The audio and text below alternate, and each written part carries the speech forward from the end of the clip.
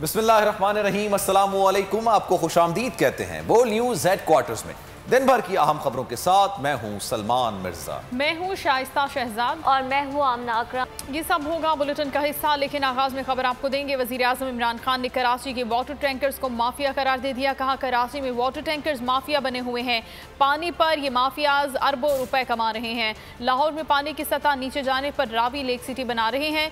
माजी की मुआहिदों की वजह से बिजली महंगी हुई। साबिक हुक्मरान बिजली के महंगे मंसूबों से कमीशन बनाते रहे। जिस लागत पर बिजली बन रही है उसी पर फरोख्त नहीं कर सकते। 2028 तक 10 बड़े पानी के प्रोजेक्ट्स मुकम्मल हो जाएंगे। लाहौर में हम बना रहे हैं रावी सिटी। क्योंकि वहाँ पानी नीचे जा रहा है शहरों के अंदर। जिस तरह कराची में अब टैंकर माफिया बने हुए हैं, अरबों रुपया हर रोज़ वो बनाते हैं माफियाज इसके ऊपर पानी देने के लिए। एक वजह तो डैम नहीं बनी पाकिस्तान में, जबकि हमारे लिए सबसे बेहतर चीज़ थी डैम्स। क्यों नहीं बनी? एक वजह तो ये था कि पैसे बनाने थे। जल्दी इन्होंने IPPs के साथ कॉन्ट्रैक्ट्स करके पैसे पकड़े हैं, जिसकी वजह से आवाम को महंगी बिजली मिली। सर्कुलर क्यों बढ़ रही है? जिस कीमत पर बिजली बना रहे हैं और जिस पे हम बेच रहे हैं उसमें फ़र्क है। जो कॉन्ट्रैक्ट साइन किए हुए हैं, और ये सारे हमारे आने से पहले, चाहे हम उनसे बिजली ख़रीदें या ना ख़रीदें, हमें पैसे देने पड़ते हैं। 2023 में पहुंच जाएगा 1455 अरब रुपया। यानी ये हम चाहे बिजली इस्तेमाल करें या ना करें, ये हमें पैसे देने पड़ेंगे। और बूंद बूंद को तरसते शहर कायद के बासी रुल गए। कराची में पानी का बहरान शदीद हो गया। दूसरी जानिब टैंकर माफिया की चांदी हो गई। शहरी कहते हैं कि सालों से पानी का मसला चला आ रहा है, खुद से टैंकर डलवाना पड़ता है। शिकायत के बावजूद कोई सुनवाई नहीं हो रही।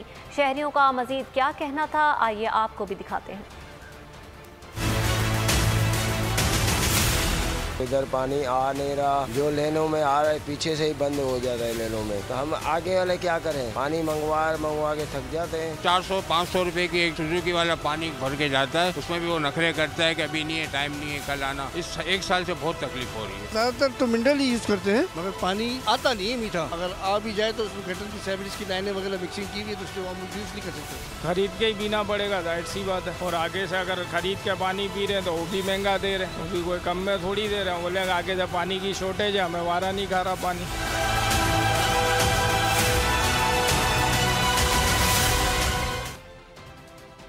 आगे बढ़ते हैं और आपको बताते हैं कि कराची को कोरोना एक बार फिर जकड़ने लगा है। मस्बत केसेस की शरह 9.5 तक जा पहुंची है। 24 घंटों में 8 अफराद जहां भाग 1334 नए केसेस रिपोर्ट हुए। कराची के मुख्तलिफ इलाकों में माइक्रो स्मार्ट और स्मार्ट लॉकडाउन लगा दिया गया है। गुलबर्ग, लियाकताबाद, नॉर्थ नाजाबाद, नॉर्थ कराची, कुरंगी के इलाके इन इलाकों में शामिल हैं। कराची के जिला वस्ती के 4 टाउन्स में माइक्रो स्मार्ट लॉकडाउन लगा दिया गया। गुलबर्ग, लियाकताबाद, नॉर्थ नाजिमाबाद और नॉर्थ कराची में 2 जून तक स्मार्ट लॉकडाउन नाफिज रहेगा। मजीद तफसीलात हम जानते हैं बोल न्यूज़ के नुमाइंदा शाहरुख शाह से, जो इस वक्त करीमाबाद में मौजूद हैं। जी शाहरुख, बताएगा यहाँ पर क्या सूरत हाल है माइक्रो स्मार्ट लॉकडाउन की?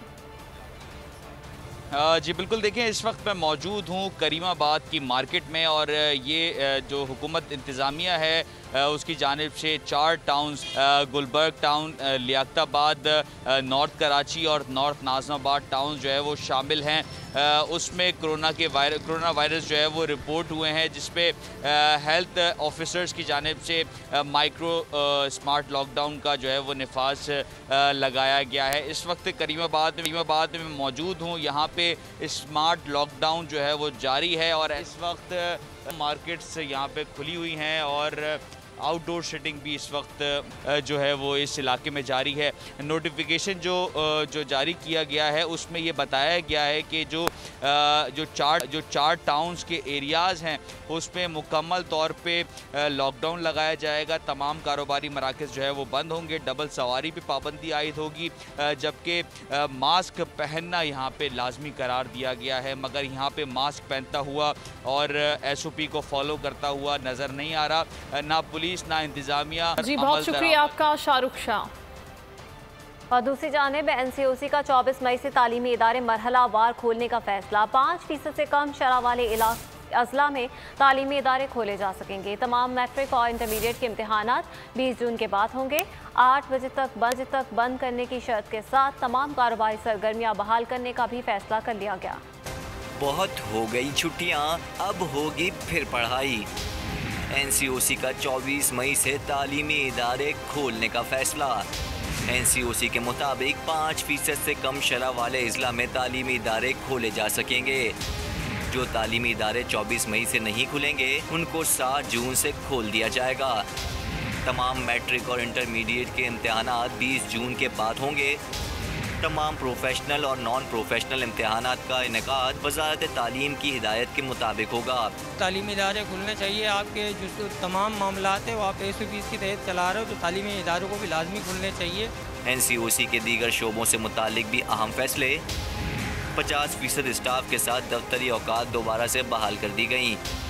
8 बजे तक बंद करने की शर्त के साथ तमाम कारोबारी सरगर्मियां बहाल करने का फैसला। गडानी और मिस्री शाह इंडस्ट्री को 20 मई से दोबारा खोलने का फैसला। 1 जून के बाद मखसूस सर्जरीज का अमल दोबारा से शुरू करने की भी इजाज़त दे दी गई। पार्क्स में जॉगिंग और ट्रैक्स पर वॉक की SOPs के तहत इजाज़त होगी। तमाम इक़साम की इंडोर और आउटडोर मजहबी, म्यूज़िकल और सकाफती सरगर्मियों पर पाबंदी बरकरार। NCOC का तालीमी इदारे मरहलावार खोलने का फैसला। प्राइवेट स्कूल फेडरेशन ने तमाम तालीमी इदारे बतदरीज के बजाय फौरी खोलने का मुतालबा कर दिया। फेडरेशन के सदर काशिफ मिर्जा ने कहा कि तलबा, असातिज़ा और स्टाफ को वैक्सीन तरजीही बुनियादों पर लगाई जाए। मुल्क भर के 7.5 करोड़ बच्चों को उनका आईनी तालीमी हक दिया जाए।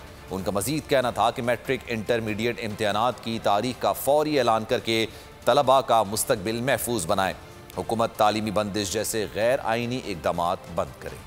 आज के NCOC के जो फैसले हैं सदर उमर साहब की ज़ेर सदारत किए गए हैं, जिसमें तालीमी इदारों को 24 मई से बतदरीज खोलने की बात की गई है, उसको खैर मकदम करते हैं। अब तालीमी इदारों को बतदरीज खोलने की बजाय यकदम खोला जाना चाहिए, क्योंकि ऑलरेडी हमारे ये तीसरा साल है बच्चों का जो उनका तालीम का नुकसान हो रहा है। और इन हालात में हाँ, जहाँ आपको लॉकडाउन, जो माइक्रो लॉकडाउन का ऑप्शन मौजूद है, जहाँ आपको लगता है ऐसा कोई प्रॉब्लम है, वहाँ ज़रूर करें। लेकिन वो एरिया जहाँ क्लियर है उनको बतदरीज खोलने की बजाय फौरी तौर पे खोला जाए। इमरान खान साहब से दरख्वास्त करूंगा कि हमारा वो 2.5 करोड़ बच्चा जो अब भी तालीमी इदारों से बाहर है, उनकी तालीम का भी बंदोबस्त किया जाना चाहिए, क्योंकि वो बच्चे चाइल्ड लेबर का शिकार हो चुके हुए हैं। और हमारा ये जो 5 करोड़ बच्चा है, इसकी वापसी के लिए भी हमें फौरी तौर पर हंगामी सतह के ऊपर एक भरपूर मैथ लेवल पर कंपेन करनी पड़ेगी, ताकि ये बच्चे जो जिनके 4 करोड़ से ज़्यादा बच्चों का तालीम का अमलन मुस्तकिल नुकसान हो चुका है, यूनिसेफ भी ये कहता है, हम उनकी तालीमी नुकसान को जो है कंट्रोल कर सकें और वो वापस तालीम और तदरीस के सिलसिले के साथ तालीमी इदारों का रुख करें।